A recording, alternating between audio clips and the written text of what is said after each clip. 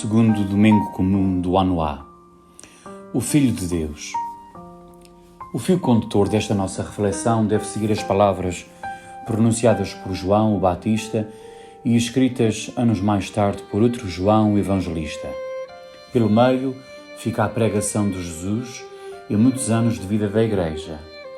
Três afirmações chamam a nossa atenção. Porque era antes de mim, disse o Batista, referindo-se a Jesus. Surgiu uma polémica na Igreja primitiva entre batistas e cristãos sobre quem era o maior. Aquela minoria fiel ao Batista recebe uma resposta com as palavras do próprio João: eu vi e dou testemunho de que ele é o Filho de Deus.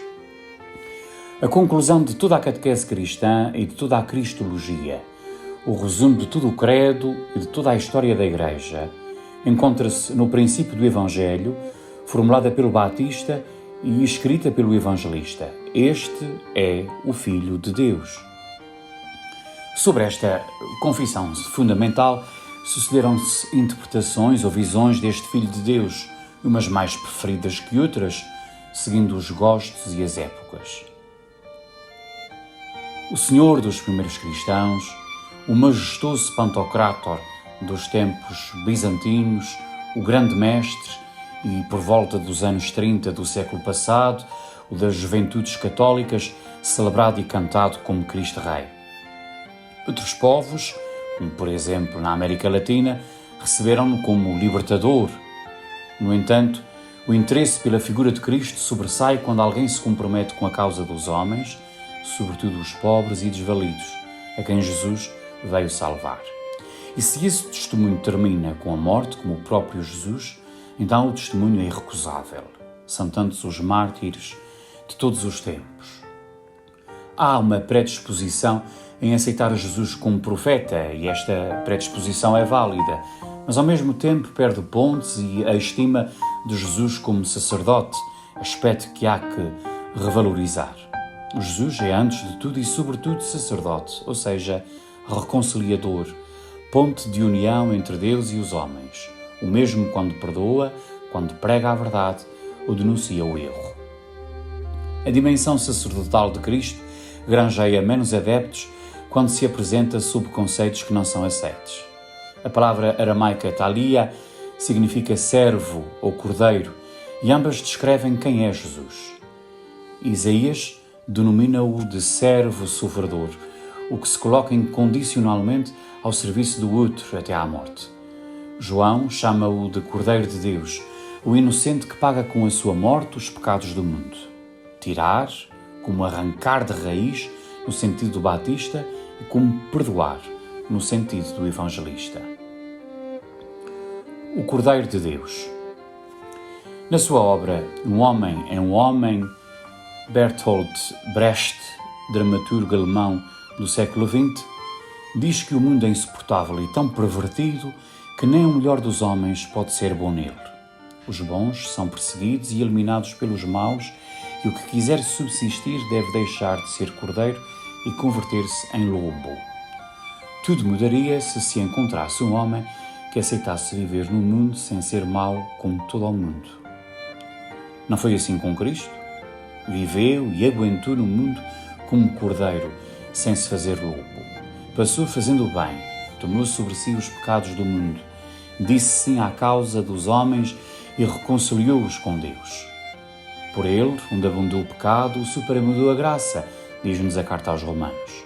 Depois dele, tudo é reconciliação e perdão. Tudo é incluído numa afirmação que parece simples. Este é o Cordeiro de Deus. Esta expressão está repleta de ressonâncias bíblicas. Alude ao Cordeiro com cujo sangue se marcaram as portas dos hebreus no Egito para salvar a vida dos primogênitos, no livro do Êxodo. Cita-se Jesus como Cordeiro inocente e libertador nos Atos dos Apóstolos. Também no Apocalipse como Cordeiro degolado, digno de abrir o livro que está fechado. O Levítico descreve um fio, um rito de expiação na teologia judaica. O sacerdote escolhia um animal, despassando para ele, simbolicamente, os pecados do povo. Destruíam-no depois no deserto. Com este rito, o povo considerava-se livre dos seus pecados. A expressão chegou até nós quando falamos de bode expiatório. Bonhoeffer pontualiza: o sangue de Cristo é reconciliador porque o mal não se vence com a destruição, mas com a reconciliação.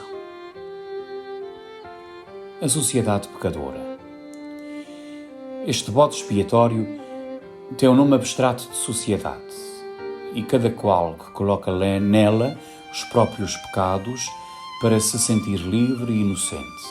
Queiramos ou não, o pecado é uma realidade dolorosa, ainda que muitos prefiram sentir-se inocentes desta realidade. Quando falamos de violência, suicídio, terror, injustiça, abusos, exploração, manipulação, degradação pessoal e tantos outros, estamos a afirmar a realidade do mal, do pecado. O ingrato é aceitar-se como pecador. Para se justificar, recorre-se à liberdade, à moral sem pecado ou à consciência sem leis.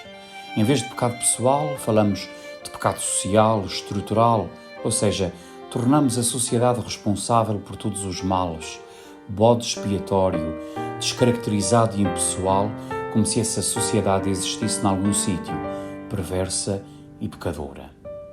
O mal é um somatório da acumulação de cada qual, pessoas necessitadas de perdão e reconciliação.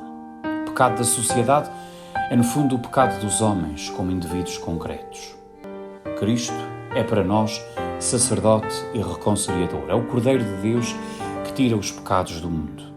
Minimizar ou negar a existência do pecado é negar a obra de Cristo, o único que pode tirar os pecados do mundo. Um Santo Domingo para todos.